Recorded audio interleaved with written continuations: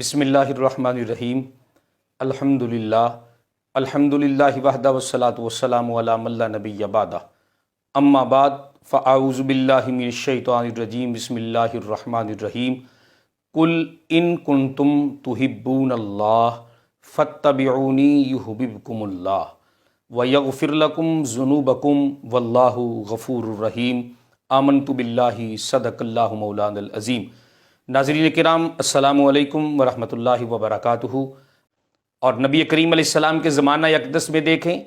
سیدنا عثمان غنی رضی اللہ تعالیٰ عنہ نے نبی کریم علیہ السلام کی دعوت فرمائی۔ آقا کریم علیہ السلام اپنے صحابہ کے جمع غفیر کے ساتھ حضرت سیدنا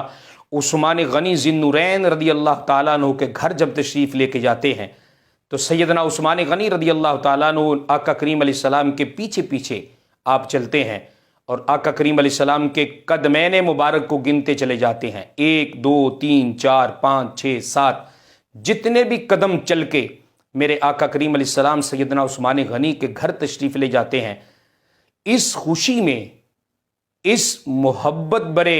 انداز کی خوشی میں، آقا کریم علیہ السلام کی آمد کی خوشی میں،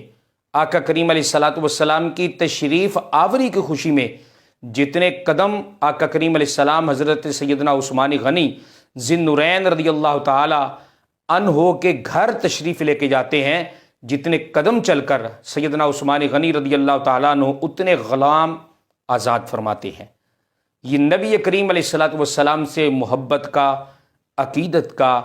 پیار کا ایک انداز تھا۔ اور ناظرین کرام، ہر مسلمان کی دلی یہ تمنا، دلی یہ آرزو، دلی یہ التجا ہونی چاہیے کہ آقا کریم علیہ السلام سے محبت، آقا کریم علیہ السلام سے پیار، آقا کریم علیہ السلام سے عشق اس انداز میں کرے کہ اس عشق مصطفیٰ صلی اللہ علیہ وآلہ وسلم کے سامنے